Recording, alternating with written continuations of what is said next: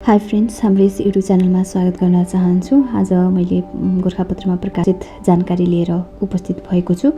Video चाहिँ अन्त्यसम्म हेरेर साथ दिनुहोला। बागमती प्रदेश सरकारद्वारा स्थापित मदन भण्डारी स्वास्थ्य विज्ञान प्रतिष्ठानको उपकुलपतिमा कसलाई नियुक्त गरियो? प्राडा विश्वराज जोशी। बागमती प्रदेशको 2077 साउन 14 को मन्त्री परिषद बैठकले जोशीलाई 4 वर्षका लागि प्रतिष्ठानको उपकुलपतिमा नियुक्त गरेको।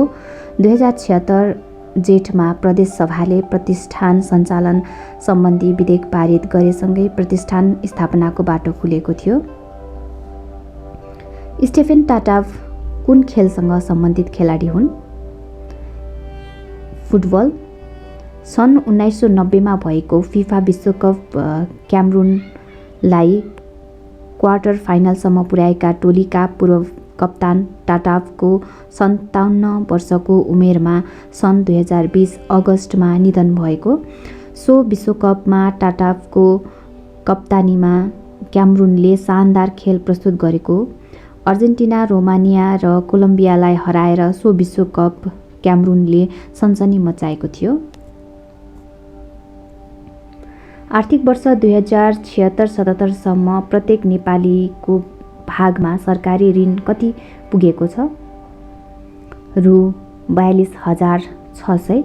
नेपाल सरकारको ऋण दायित्व पाउने 13 खर्ब रुपैयाँ पुगेको। सरकारको 2077 असार मसान्तसम्ममा आन्तरिक ऋण 6 खर्ब 67 अर्ब रुपैयाँ र बाह्य ऋण 6 खर्ब 14 अर्ब रुपैयाँ पुगेको हो। सरकारले गत आर्थिक वर्षसम्म प्राप्त ऋण तथा भुक्तानी गरेको सावा समेत हिसाब गर्दा तिर्न बाँकी कुल ऋण 12 खर्ब 81 अर्ब रुपैयाँ पुगेको। तथ्याङ्क विभागका अनुसार हाल नेपालको जनसङ्ख्या 3 करोड 38 हजार पुगेको छ। कुल ऋणलाई जनसङ्ख्यासँग तुलना गर्दा प्रत्येक नेपालीको भागमा 42,600 रुपैयाँ सरकारी ऋण पुगेको छ। यस खालको ऋणमा सरकारद्वारा हरेक वर्ष बजेटमै व्यवस्था गरेर ऋणको सावा ब्याज भुक्तानी गर्ने गरिन्छ। आर्थिक वर्ष 2072-73 मा सरकारी ऋण रु 22,000, 2073-74 मा 24,300, 74-75 मा 31,300, 75-76 मा 35,300, 76-77 मा 42,600 रहेको छ। पछिल्लो 5 आर्थिक वर्ष जीडीपी आकार तथा कुल ऋण चाहिँ 72-73 मा जीडीपी 22 अर्ब 53 अर्ब 6 खर्ब, कुल ऋण चाहिँ 6 खर्ब 28 अर्ब 28%। 73-74 मा जीडीपी 26 खर्ब 74 अर्ब र कुल ऋण 7 खर्ब 3 अर्ब 26%। 2074-75 मा 30 खर्ब 44 अर्ब, कुल ऋण 9 खर्ब 17 अर्ब 30%। 75-76 मा 34 खर्ब 58 अर्ब 10 खर्ब, कुल ऋण चाहिँ 10 खर्ब 48 अर्ब 30%। 76-77 मा 37 खर्ब 67 अर्ब 12, कुल ऋण चाहिँ 12 खर्ब 81 अर्ब रहेको छ। यो भनेको 34%। राष्ट्रिय परीक्षा बोर्डले तयार गरेको कक्षा 11 को परीक्षा सञ्चालन, व्यवस्थापन, मूल्याङ्कन, नतिजा प्रकाशन तथा प्रमाणीकरण कार्यविधि 2077 अनुसार कक्षा 11 मा लिइने परीक्षालाई के नामाकरण गरिएको छ? माध्यमिक शिक्षा उत्तीर्ण परीक्षा SLCE। कार्यविधि अनुसार विद्यालयले दैनिक हाजिरी अभिलेख राख्नुपर्ने तथा नियमित तर्फ कम्तीमा 70% हाजिर भएका विद्यार्थीलाई मात्र विद्यालयबाट लिइने अन्तिम परीक्षामा सहभागी गराउनुपर्ने उल्लेख। अब कक्षा 11 को परीक्षा बोर्डले तोकेको मापदण्ड अनुसार हरेक वर्षको जेठको तेस्रो हप्तादेखि परीक्षा सञ्चालन गर्नुपर्नेछ। इन्डोनेसियाको हालको राजधानी परिवर्तन गरी कहाँ सार्ने निर्णय भएको छ? बोर्निया। सन् 2019 अगस्ट 18 मा राजधानी सार्ने प्रस्ताव गरिएको र सन् 2019 अगस्ट 27 मा प्रस्ताव उप निर्णय भएको। मन्त्रिपरिषदको 2077 साउन 19 को बैठकले लगानी बोर्डको प्रमुख कार्यकारी अधिकृतमा कसलाई नियुक्त गर्ने निर्णय गर्यो? सुशील भट्ट। हाल नेपालमा पिछडिएको क्षेत्रमा सूचीकृत स्थानीय तह कति रहेका छन्? 57। ललितपुर महानगरपालिका साइकल लेनको शुभारम्भ कहिले गरिएको हो? विक्रम सम्वत 2076 मङ्सिर 15 गते। अमेरिकाले संयुक्त राष्ट्रसङ्घीय मानव अधिकार परिषदबाट अलग हुने घोषणा कहिले गरेको हो? सन् 2018 जुन 19 गते। कान्तिपुर टेलिभिजनबाट प्रसारित रियालिटी सो कमेडी च्याम्पियनको पहिलो संस्करणको उपाधि जित्ने प्रतिभा को हुन्? धादिङका हिमेश पन्त। नेपालमा निर्वाचन दिवस कहिले मनाइन्छ? फागुन 7 गते। विक्रम सम्वत 2076 फागुन 7 गते चौथो निर्वाचन दिवस मनाइएको। विक्रम सम्वत 2015 मा पहिलो बहुदलीय संसदीय निर्वाचन सुरु भएको दिनको सम्झनामा निर्वाचन दिवस मनाउन थालिएको। संयुक्त राष्ट्रसङ्घद्वारा शरणार्थी र आप्रवासी सम्बन्धी पहिलो सम्मेलन कहिले आयोजना गरियो? सन् 2016 सेप्टेम्बरमा। राष्ट्रिय योजना आयोग र युनिसेफद्वारा संयुक्त रूपमा गरिएको अध्ययन अनुसार नेपालमा हाल उत्पादनशील अर्थात् 14 देखि 64 वर्ष उमेर समूहको जनसङ्ख्याको हिस्सा कति रहेको छ? 62.68%। 62.68%। 14 देखि 64 वर्ष उमेरका समूहको जनसङ्ख्या 62.68% रहेको छ। प्रधानमन्त्री केपी शर्मा ओलीद्वारा सबै मन्त्रीहरूसँग पहिलो पटक कार्य सम्पादन सम्झौता कहिले गरिएको हो? विक्रम सम्वत 2076 साउन 15 गते। सम्झौताको आधार वार्षिक बजेट र सरकारको नीति तथा कार्यक्रम रहेको। करार अनुसार काम भए नभएको अनुगमन प्रधानमन्त्री कार्यालयले गर्ने। इन्डो पेसिफिक रणनीति कुन देशको नेतृत्वमा सञ्चालित कार्यक्रम हो? अमेरिका। विश्व अर्थ राजनीतिमा चीनको उदय भएसँगै एसियाली अर्थ राजनीतिमा अमेरिकी प्रभुत्व कायम गर्ने उद्देश्यका साथ अमेरिकाद्वारा अवलम्बन गरिएको वैदेशिक नीति। समलिङ्गी यौन सम्बन्ध राख्नेलाई ढुङ्गाले हिर्काएर मार्न सकिने कडा व्यवस्था सहितको नयाँ इस्लामिक कानुन लागू गर्ने राष्ट्र कुन हो? ब्रुनाई। सन् 2019 अप्रिल 3 मा। चर्चित अनलाइन गेम पबजी का डिजाइनर को हुन्? Brendan green. चर्चित अनलाइन गेम पबजी का डिजाइनर ब्रेन्डन ग्रिन। यो खेल सन् 2017 मार्चदेखि सुरु भएको PUBG पबजी को पूरा रूप प्लेयर अननोन्स ब्याटल ग्राउन्ड हो। प्लेयर्स अननोन ब्याटल ग्राउन्ड हो। संयुक्त राष्ट्रसङ्घीय वातावरण सम्बन्धी पृथ्वी पुरस्कार प्राप्त गर्ने नेपाली प्रतिभा को हुन्?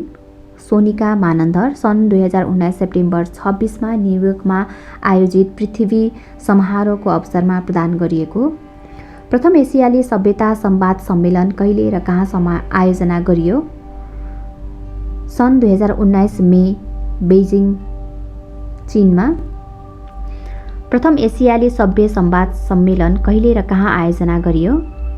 सन् 2019 मे बेइजिङ चीनमा। कुन चरालाई पत्नीव्रता चरा भनी चिनिन्छ? राजधनेश। संरक्षित पन्छीको सूचीमा रहेको यो चराको सङ्ख्या नेपालभर 150 जति रहेको अनुमान छ। गुड निर्माण तथा ओथारो प्रक्रिया रोचक र अनौठो स्वभाव देखाउने राजधनेशले ठुला बुढा रुखको टोटकामा गुड बनाउँछ। अन्डा पारेपछि पोथीलाई भाले राजधनेशले बच्चा नहुर्कुन्जेलसम्म टोटकोभित्र रहेको गुडमा नै थुनेर राख्छ। ओथारो अवधिभर पोथीलाई र बच्चा निस्केपछि बच्चालाई समेत भालेले नियमित रूपमा बाहिरबाट आहार खुवाउने गर्छ। सङ्घ प्रदेश र स्थानीय तहबीचको सम्बन्ध सहकारिता सहअस्तित्व र समन्वयको सिद्धान्तमा आधारित हुनेछ भनी संविधानको कुन धारामा उल्लेख छ? धारा 232 सङ्घ प्रदेश र स्थानीय तहबीचको सम्बन्ध सहकारिता, सहअस्तित्व र समन्वयको सिद्धान्तमा आधारित हुनेछ भनी संविधानको कुन धारामा उल्लेख छ? धारा 232 मा। प्रस्तावित चराङ विमानस्थल कहाँ पर्दछ? प्रस्तावित चराङ विमानस्थल मुस्ताङमा पर्दछ। विश्वमै देशको राजधानी सहरबाट सबैभन्दा निकटमा अवस्थित राष्ट्रिय निकुञ्ज कुन हो? विश्वमै देशको राजधानी सहरबाट सबैभन्दा निकट अवस्थित राष्ट्रिय निकुञ्ज शिवपुरी राष्ट्रिय निकुञ्ज हो। एक नर्स एक विद्यालय नामक अभियान सञ्चालन गर्ने प्रदेश कुन हो? बागमती प्रदेश। विश्व ट्रेड युनियनको एसिया प्रशान्त क्षेत्रीय सम्मेलन 2019 कहाँ सम्पन्न भएको हो?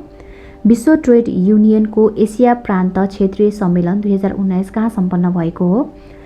नेपालमा सन् 2019 सेप्टेम्बर 24 देखि 25 सम्म।